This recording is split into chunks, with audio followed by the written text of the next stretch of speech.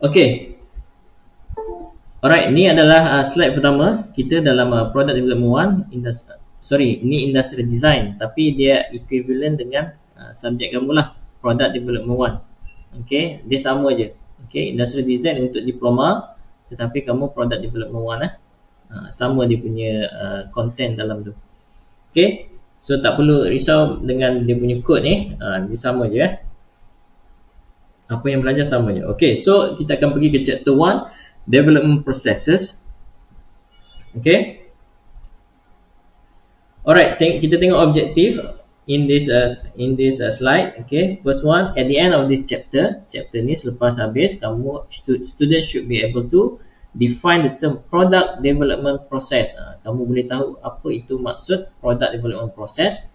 Okay, you will be know about identify the goals of product development process. Macam apa goal ataupun punya target for product development process ni. Okay, describe the characteristics of successful product development. Okay, kita boleh describe sini karakteristik yang ada dalam product development. State the challenges of product development. Describe the types of product development processes. Identify the activities involved in concept development phases.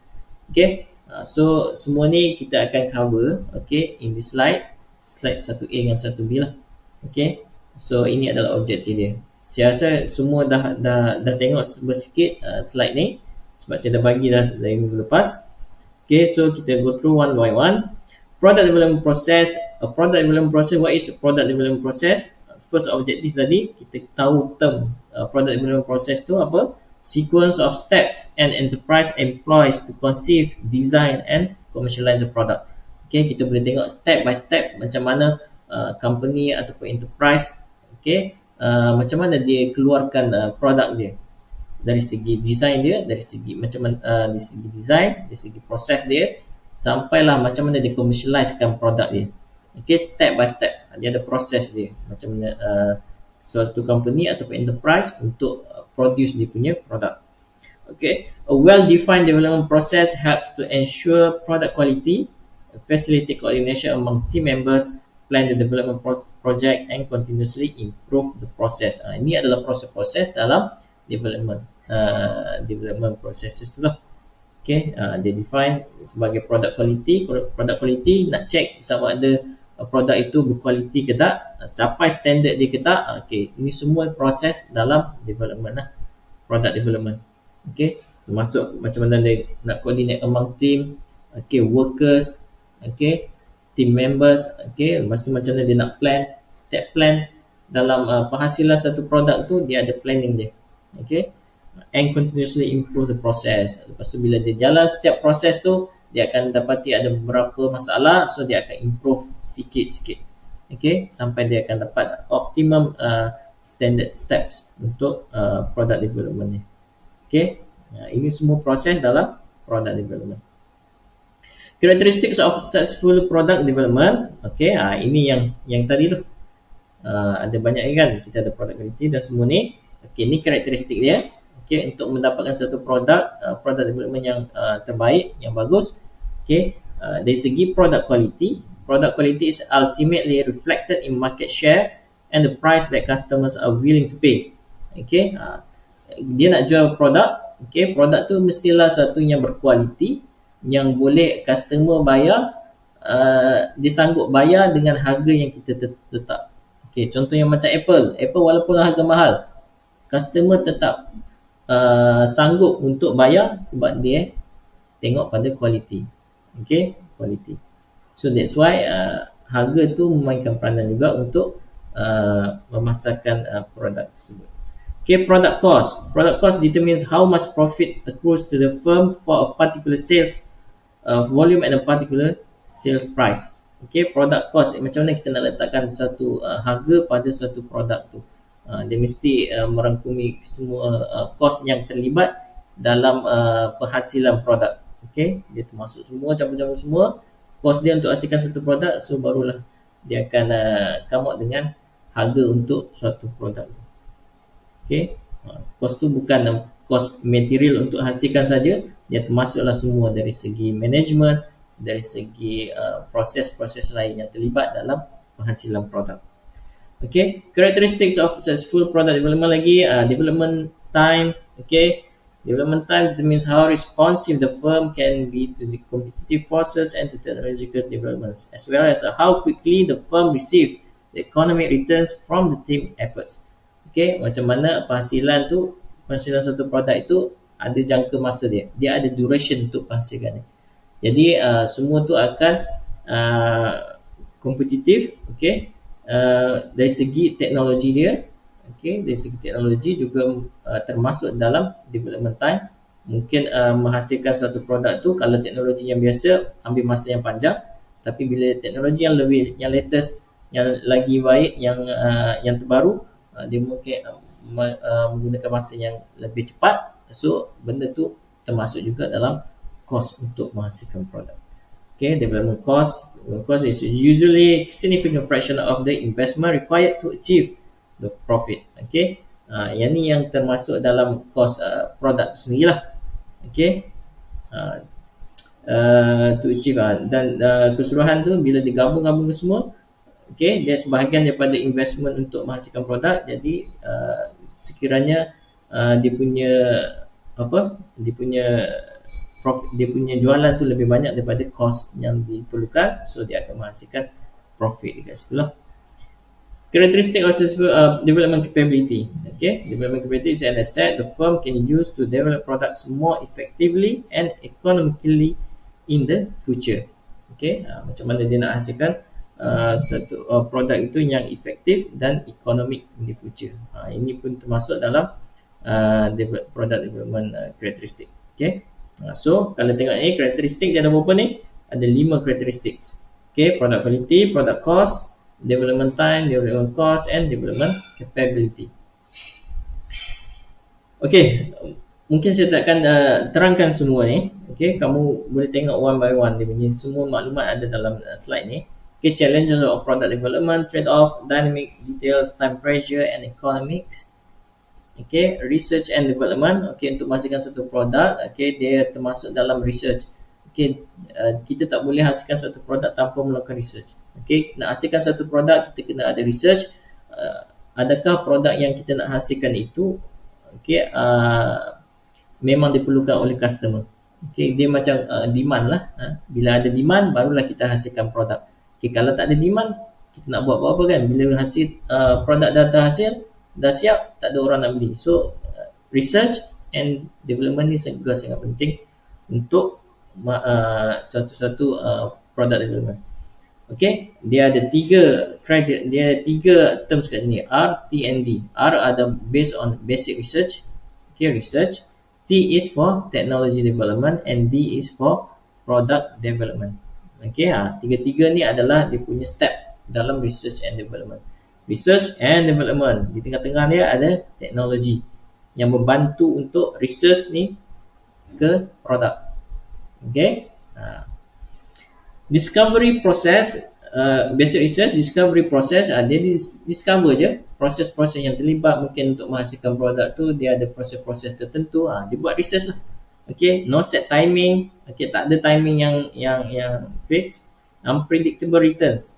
Okay, dia biasa cost untuk research ni kadang-kadang lebih tinggi daripada cost untuk menghasilkan produk. Okay, research ni biasanya dia banyak menggunakan resources yang perlu untuk menghasilkan produk ni. Kadang dia buat testing pun termasuk dalam research. Okay, untuk testing satu-satu produk tu, mungkin dia test ni, dia test ni, semua tu makan cost yang tinggi. Okay, untuk research. Okay, tapi once dia dapat dah results daripada R&D tu, research and development, so cost untuk selepas tu, okay, akan jadi lebih murah. Okay, mungkin dalam research ni dia dah jumpa satu teknologi yang terbaik, satu teknologi yang optimal, yang lebih murah untuk menghasilkan satu produk. Okay, bila dia dapat ni, terus proses seterusnya akan jadi lebih mudah dan lebih murah. Okay, tetapi costnya perlu letak sangat banyak pada research tu. Okay, long term, dia memang sangat panjang research ni. Dia kadang-kadang orang research tu lebih panjang lagi lama daripada dia nak hasilkan produk tu. Okay, so research ni sangat penting.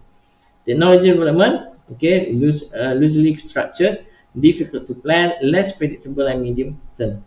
Okay, so kalau kat sini dia ada bahagikan kepada 4 kriteria yang berbeza. Yang ni discovery process, for development adalah loosely structured, and the product development adalah structured methods. Okay, dia ada bagi dah. Dia no set timing, difficult to plan timing. Okay, bila nak teknologi ni kita susah nak plan sebab dia independent. Okay, dia independent, so kita tak boleh kita tak tahu bila teknologi tu akan ada.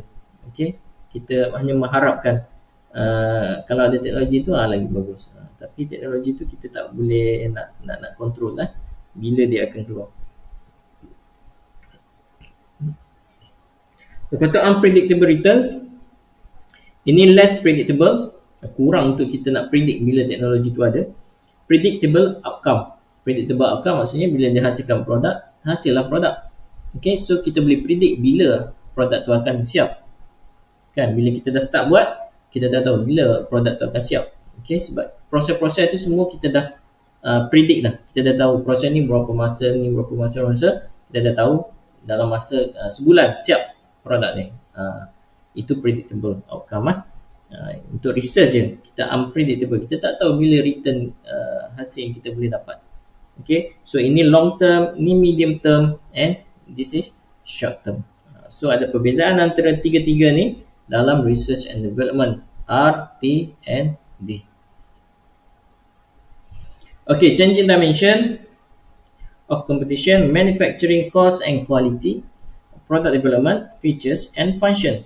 Okay, berbeza dua ni Product development, bila kita nak hasilkan suatu produk tu, okay, kita akan tengok dari segi features, function apa yang guna, function ataupun features apa yang kita nak hasilkan. Okay, tapi manufacturing, bila manufacturing ni dia hanya tengok dua elemen saja, dua perkara saja, dari segi cost and quality. Okay, dia akan pastikan cost dia adalah yang termurah, costnya kompetitif, murah. Okay, kalau nak banding dengan yang lain. Lepas tu kalau boleh cost yang murah dan quality tinggi. Okay, ini dalam side of manufacturing, dia akan tengok dua benda ni, cost and quality. Okay, kalau nak cost, barang-barang yang dibeli, kalau boleh nak cost yang paling murah, kan? Tapi bila dia hasilkan produk tu, dia nak produk yang berkualiti. Susah kita nak dapat satu optimum point untuk mendapatkan menghasilkan satu produk dari side of manufacturing lah. Manufacturing orang yang buat tu lah, machine apapun sistem macam kad kilang lah, manufacturing process. Okay, dia ada cost and quality. Okay, bila cost yang murah, kadang-kadang quality pun rendah lah kan. Cost rendah, quality rendah. Tapi kalau cost tinggi, quality tinggi. Tapi biasanya kalau company apapun, kalau nak jual barang, kalau boleh dia nak dapat cost yang rendah tapi quality tinggi. Quality tinggi. Susah jugalah untuk kita dapatkan satu optimum point. Okay, katalah quality tinggi ni, cost dia rendah, kan? Cost dia rendah. Kadang-kadang yang betulnya adalah bila cost tinggi, quality tinggi lah. Itu yang betulnya. Tapi dia nak dapat yang optimum one, dia nak cost rendah, quality tinggi. Okay, macam tu. Dari segi product development, dia nak tengok features and function. Okay, features apa yang ada? Contohnya beli phone, features apa yang ada dalam phone tu. Okay, sekarang banyak produk-produk yang dihasilkan, telefon-telefon dihasilkan, dia semua fokus pada features. Okay, handphone ni boleh buat apa, handphone ni boleh buat apa, semua berlumba-lumba untuk tambah features yang ada pada telefon tu. Okay, tapi kadang-kadang bila tambah features, kadang-kadang function yang digunakan untuk features tu tak capai kualiti yang baik. Okay, kadang function tu tak boleh guna pun, tak guna pun function tu, tapi nak letak juga features kan. Bila tambah letak, so dia akan balik pada manufacturing, jadi cost pula meningkat kan. Semua benda tu akan berkait rapat lah. So that's why dia buat macam ni. So maksudnya manufacturing dengan product development tu mesti seimbang. Okay, mesti seimbang. Cost and quality, features and function mesti seimbang. Bila features tambah, function tambah, dia tambah, kan? Dia tambah dia berat lah, dia berat. Cost pun meningkat. Kita tak mau. Kita tak mau cost meningkat, kan? Kita nak bagi dia balance. Betul-betul dapat balance condition. Okay, changing dimension of competition. Alright, faham Okay, creating value through product development. It's all about the product. Okay, Apple lah. Ini contoh-contoh banyak Apple kat sini. Apple simply better products. Ada orang setuju tak? Okay, simply better products. Okay, kalau tengok produk-produk Apple, kalau nak bandingkan dengan Android, okay, ataupun Windows, kalau untuk Mac, okay, kalau kita tengok simple je, semua simple. Tapi apa kelebihan yang ada pada Apple ni? Kan? Dia buat simply better products. Kalau tengok features yang digunakan, semua kadang-kadang produk lain dah keluar dah features tu. Okay. Tapi dia baru nak keluar. Tapi ramai lagi orang beli dia punya produk. Kenapa? Sebab dia punya quality. Dari segi quality, kalau dia buat betul-betul function ataupun features tu, dia buat yang terbaik. Contohnya bila ada connection Bluetooth, kan? Bluetooth dengan iPad.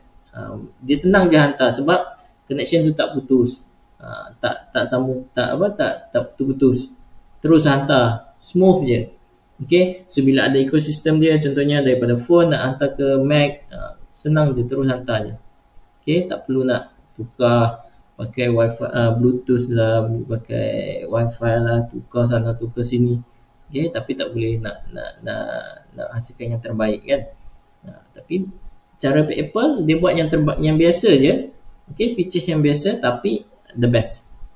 Okay, yang terbaik produk dia. Robot-romba. Okay, banyak produk-produk macam ni. Produk macam ni, vacuum kan, vacuum dalam rumah kita letak, dia akan vacuum dalam satu rumah. Okay, banyak produk-produk yang ni lah yang kita boleh tengok. Okay, generic product development process. Okay, yang ni proses dia tadi kan. Okay, dari segi planning, ini generic. Dia ada banyak jenis proses. Okay, product development process ni. Okay, yang ni secara generic, secara generalnya ini dia punya steps. Okay, start daripada planning, concept development, system level design, detail design, testing and production ramp up. Okay, ni semua proses dia. Ni secara general dia, secara general dia. Okay, ini description untuk step tu. Okay, ini spiral product. Kenapa spiral? Sebab kat sini dia ada looping. Okay, dia ada iteration cycles. Okay, start with the planning, concept, system level, design, build, test. Kat sini dia buat iteration. Ini sebab tu dia panggil spiral. Okay, ada perbezaan ya. Bila katalah ada soalan, dia kata draw ataupun sketch product development process for spiral kan, spiral product development process. Okay, so bila spiral kita clear lah. Kat sini untuk design, dia ada design, dia build, dan dia buat testing. Okay, sebab tu, tapi dia akan buat looping balik. Akan hadapi masalah dekat test ataupun tak puas hati apa pun, dia akan patah balik. Dia redesign balik benda tu. Build, test lagi, ada lagi masalah, patah balik lagi. Design balik, redesign, build, test, sampai dia puas hati. Okay, capai semua kriteria dia, barulah dia pergi ke production. Barulah production boleh jalan dan produk tu dijual lah, dihasilkan. Okay, ini dia sangkut kat sini lah. Bukan sangkut, maksudnya dia repeat the same process. Okay, untuk dapatkan satu iteration yang the best. Okay, ini untuk spiral. Ini kompleks. Kompleks ni, nama pun kompleks, lagi complicated lah kat sini. Okay, planning, concept, development, system level. Tapi kenapa dia ada banyak ni? Dia ada banyak design. Nampak? Okay, bezanya adalah selepas system level design, dia ada banyak design. Design 1, design 2, 3, 4. Dan setiap design ni dia test. Test yang pertama, okay, yang ni harga dia murah. Buat testing, katalah buat robot kan, buat robot. Okay, untuk design yang pertama, robot ni tak boleh bergerak. Ada masalah, dia akan simpan maklumat tak boleh bergerak tu, apa masalah dia tu semua akan disimpan dalam ni. Okay, Ni yang kedua, design yang kedua. Robot boleh gerak, tapi mungkin bateri cepat habis. Okey, dia akan simpan maklumat tu. Okey, ni yang ketiga, buat robot juga test, tapi robot ni tayar tercabut. Kan, tayar dia senang tercabut kan. Dia akan masukkan kat sini. Okey, so ada 4 design kat sini. Selepas dia buat testing, dia dapat dia dapat kumpul satu database maklumat mengenai setiap design tu. Dia akan integrate balik design tu untuk dapatkan yang the best lah daripada 4 design ni. Daripada 4 design ni, dia dapat satu lagi design yang the best. Okay, design yang terbaik antara ke-4 ni. Maknanya dia dah selesaikan masalah yang pertama, selesai masalah kedua, selesai masalah ketiga, selesai masalah keempat. Okay, dia akan hasilkan satu lagi design yang baru. Dia integrate daripada ke-4 ni, dan dia buat testing. Kemudian terus dia production. Okay, production approval dan ramp up lah. Itu design dia. Complex system product development process. Okay, beza lah. Generic yang biasa lah, straight lah. Okay, lepas tu dia ada spiral dekat ni, dekat design and test ni. Okay, dia ada repeat banyak kali kan, banyak kali dia repeat. Okay, kalau complex, dia terus buat design yang berbeza dan testing berbeza. Okay, testing yang sama lah, design berbeza, testing yang sama. Okay, so barulah dia akan dapat integrate satu design yang terbaik, dan kemudian barulah production. Okay, concept development process, mission statement and development plan. Okay, yang ni sebenarnya tak penting ni, front end and product structure tak payah tengok ni. Okay, so thank you habis. Okay.